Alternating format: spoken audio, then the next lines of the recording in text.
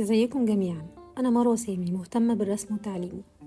النهارده هنتعلم ازاي نرسم شخصيه حقيقيه بس بشكل مختلف، بستايل بتاعنا، بشكل كرتوني شويه.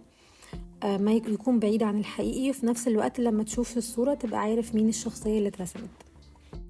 زي الكاريكاتير، بس الكاريكاتير بيبقى فيه مبالغه اكتر. زي ما انتوا شايفين بنهتم اكتر حاجه الاشكال الاساسيه. بنجيب الصورة اللي احنا عايزين نرسمها وبنركز على الشيبس الأساسية اللي موجودة في الوش. يعني هنا أنا خدت بالي إن قرته مستطيلة، فيها باين الزوايا موجودة باينة، شعره مرسوم بشكل معين، فيه شكل أشكال معينة واضحة. فبحاول أفهم الوش اللي قدامي وأفهم الشيبس الواضحة موجودة فين عشان أحط ده في البورتريه بتاعي. بذاكر الأول البورتريه كويس قوي، بعرف فين خط الحواجب، خط المناخير، خط الدقن، ببقى فاهمة كل حتة فين، وفاهمة الاكسبريشن اللي في وشه. وبحاول اي حاجة، اي شيب انترستنج او اي شيب مميز، شكله واضح قدامي في الصورة، باخد بالي منه وبذاكره. يعني هنا حسيت مناخيره شوية طويلة، دقنه جاية عاملة ازاي، بذاكر كل الشيبس. وبعد كده ببدأ اشتغل في الاوتلاين بتاعي، باخد الشيبس اللي انا عملتها دي وذاكرتها، وبعدين بجيب بيج جديدة وابدأ اشتغل البورتريه اللي انا طبعا ببقى حاطة الريفرنس جنبي، ببدأ اشتغل. هنا كنت عايزة اخلي شكله كرتوني شوية، بس وانا بشتغل حبيت اغير. يعني وانا في وسط الشغل جربت حاجات كتير. هنا طلعت عينه وبعدين اتأكدت ان الشيبس موجودة، وبعدين بدأت ألون. آخر حاجة مرحلة التلوين. عشان كده أهم حاجة لما تيجي تعملي شخصية حقيقية تقلبيها للستايل بتاعك، لازم أهم حاجة الأوتلاين والمذاكرة اللي قبلها، مذاكرة الأشكال الأساسية اللي موجودة في الوش. هنا ده وش تاني، حبيت أركز على الملامح، أفهم الملامح بتاعتها عاملة ازاي، وطبعا أساسي الشيبس بتاعت وشها. دي أنا كنت محللة الأشكال قبل كده قبل ما أبدأ الأوتلاين، بس أنا بوريكم الأوتلاين سريعا.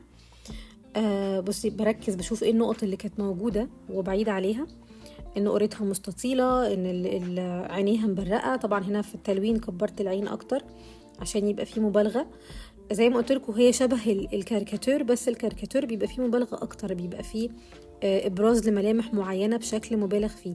هنا شوية الستايلايزد كاركتر او الستايلايزد بورتري، بيبقى بتحطي الستايل بتاعك عليه. زي مثلا بتلاقي حد رسم بورتريه ويقولك ده ستايل ديزني، يعني ممكن ترسمي حد حقيقي بس بالستايل بتاع ديزني او الستايل بتاع بيكسار.